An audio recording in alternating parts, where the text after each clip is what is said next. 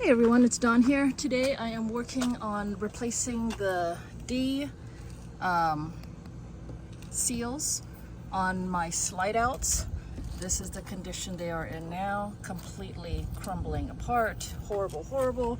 This is new stuff I got. I'm laying it out in the sun to try and get some of the kinks out. It's working. It was really kinked up on some areas. The sun, the heat, laying it out, opens it up, lets it breathe, lets it expand. Oh, like that. Well, could have done a better job at laying all this out, but I have no patience. I'm like, come on, let's get stuff done. All right, so anyways, I got one big slide out here and a little one. I started on the big one first, and then I'm like, why do I always have to do the most difficult things? It's like, it'll be easier to start with the small one and figure it out, because it took me forever to figure out how to get those toppers off. So let me tell you what I figured out, because these are also my notes, because I will forget. All right, so what did I do? This one has not been taken apart yet. What I did do, let me see if my little baby ladder can get me high enough. Okay, I took off the end caps. That was easy enough, just one Phillips screwdriver. And then there isn't enough room here to grip it, so I was having a hell of a time trying to unwind this. There's a really, really strong spring in there, and this is so long, so the spring is even stronger. That's why I was like, you know, the spring in the little one will be smaller, it'll be easier to do that one first, just to figure out. So to take off, you want to take off this windbreaker, and it's this Phillips head over here, or no, it's not a Phillips head. It's one of those square ones. Never mind. Well, one of those square ones, I had to use my impact driver. I never like using my impact driver. I think it's too strong, but in this case, I had to use my impact driver for these. All of these bolts are super strong. This is the square head thing. These are 10 millimeters, and this one on the end is a 12 millimeter. Do not take this side off, I think. Yes, do not take this side off, this bolt off of here. What you'll do is first take this off. So take off this, do that on the other side, and then there's one bolt right in the middle here. Take that off. So once you take those 3 bolts off, I believe, this piece, will come off. And for me, it's really hard because it's like, you know, it's long and heavy. Then after that, on this side, what I did, then it is easier to grab a hold of this with your whole 2 hands and unwind it. Unwind it so that all of this gets slack. Once this is unwound all the way to the end, then try to make the end with the fabric coming out sticking as straight up as possible. So this is the fabric is right now like this. You want it like this.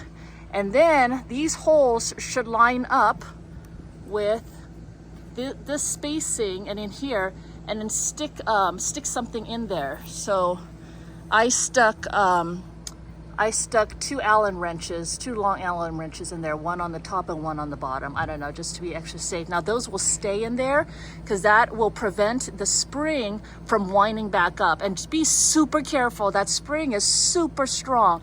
And if you release it, it'll do that thing where and like kill everything in its path. Okay, so then we need to get this off of here.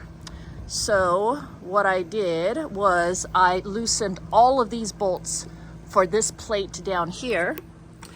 And I think I have to go to the other one to show you why I did that. I don't want to move my ladder. Fine, I'll grab my ladder. This is my baby ladder, which I don't have a problem with. That is my bigger ladder, and this is the first time I've used that bigger ladder. And it's one of those telescoping ones, and it's super sketchy and keeps making me feel like I'm gonna die. But you know what? I feel like after this project, I'm gonna be really comfortable with super sketchy ladders. All right, so on the right side, on the left side is where you're gonna stick those Allen keys in to prevent the, is this as high as I can go? Yeah, the highest I can go. So on this side, now that one, you take your 12 millimeter bolt out of here. Let me see if I have it in my pocket. No, you know what? You don't need to see it. You take that bolt out of here, and I think that's when you can pull this, slide this out, and pull that out and set it on top here. And then I just push this back in. I don't think I pulled anything out of here, but now I don't remember. I can look at the other ones. This is why I'm trying to make a video before I forget what I did. Okay, so then I set that whole topper on the roof, and then I come on this side. Now I get to go on the scary ladder one-handed. And this one has butyl tape on it, holding it all in, and then I pull this whole thing out and I set it up here. Then I climb up onto the roof. Oof. And I set the whole thing up on there so that I'm able to work all along here, check out my seams, work all along in here, clean this off. You can walk on this. And now this one is just a little bit more cleanup on this one, and I need to seal. There's a hole over there. I need to seal that up. Doesn't look too bad over here. And then this one's almost ready to put the tape on. Oh yeah, so I pulled all of the old stuff out of this side. Here's all the old stuff. So disgusting. And let's see. Here's all the old stuff off. Now, I left this because I don't think it's going to be a problem, because it's adhering very strongly to the coach, and I'll just put the other adhesive on top of it. So what I did, let's see, what tools do I use? I use this tool. I use this tool. Oh my gosh, where's my blade? And I use my blade, which is MIA right now.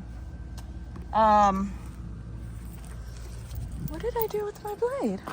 Oh, there it is. And I use the blade. So the blade is to get in between here and just do a nice clean slice all the way across. Instead of fighting that adhesive, I just sliced it. But then on the bottom here, there is this trim thing here and trim thing here, and my blade doesn't fit in there. So this blade will slice both sides of the trim over there. So instead, I use this thing. Now, why do I have two of these painter's tools? These painter tools. One, this one is smaller, and what I need is this edge here, which this edge over here.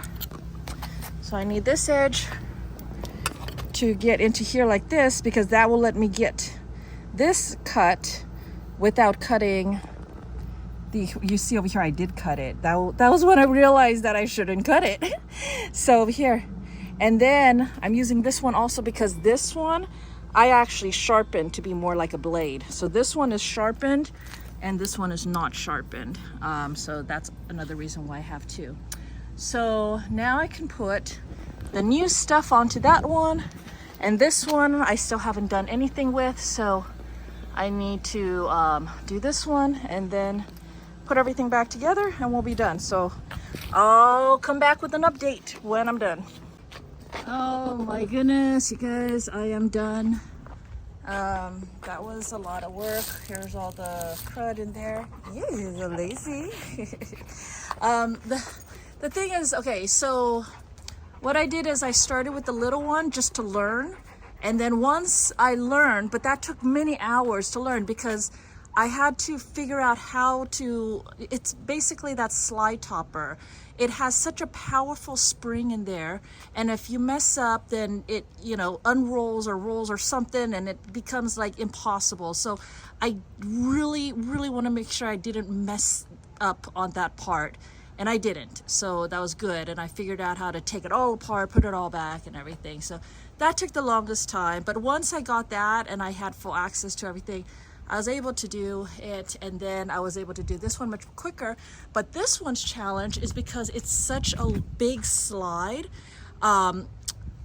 That thing is super heavy, and I'm just alone. So when I'm on that end working on it, and this end starts to fall down, oh my gosh, it's like I'm gonna die. So I almost died a few times. It's just because it's but I did it with one person only. I did it, but it took a lot of thinking. So I figured out that before I said that I took off that bracket, you don't have to take that off. You can just slide it. My problem was that this whole thing was so heavy. You gotta kind of lift it and then slide it, and it was just heavy. But once I used a little more muscle, then I did it, and it was fine. So yeah, you don't have to take that out, and you don't have to unroll it completely. I don't know why people are saying unroll it completely. Maybe that's a safety thing. Maybe there's another reason. But when I went to do this one, I didn't unroll it completely. I just unrolled it enough to give me enough slack to throw it up onto the roof. Oh my gosh, I'm not done. I still got to put the end caps on. I see my end cap sitting on top of my roof right there. That goes over there. But that's just one screw each. All right. Look at the skies, you guys. So if they say rain is coming soon, and I'm feeling little droplets right now. So I'm like, oh, just in time. Oh, so let me show you what I did. Here we go. New seal. Very nice, pliable, sealy. It is sealed, and all across the bottom. And I conditioned all of the rubber. The rubber conditioner. Where are you, rubber conditioner? I really like this thing a lot. So this is the one that I'm using, and I'm going to go through. I think I conditioned all the rubber, but I'll go back through and check again. But you'll see, this is the new seal, the new D seal. It's called a D seal because of the shape it is. Wraps around the top, but at the bottom, then you have a relief. That way, anything that's running down this channel continues down this channel. If you made it continue this way, then it'll catch fluids in that corner. So, and I conditioned all the seal around here, and after I'm getting really tired, you guys. I almost fell off this ladder so many times already. Let me climb up there real quick to show you the top. I'm getting good with this ladder too. I'm not afraid of it anymore. I'm too tired and fed up to be afraid now. But look, the seal, so nice. Ignore my dirty fingers. But look, the seals is good. So when the rain comes, we'll be able to test it. So when it's closed, this is what it looks like. I don't know if I should put some more over here or if I shorted it, but I don't know. Gravity will take care of the rest, right? I don't know. But nice firmness. It squeezed it and makes a nice little bulge. See? Nice seal. And I conditioned this new seal as well. So after doing this, I have to go back, put the end caps back, and then make sure to set those corners again. And then I'm going to close it, and that way the pressure is going to really make the adhesive stick and let it set and cure that way. And then plus it's gonna rain soon, so perfect timing. So anyways, there we go. SlideOut D seals completed. along with the rubber conditioning. I'll probably come back out, do some more rubber conditioning. I also did the SlideOut silicone lube again.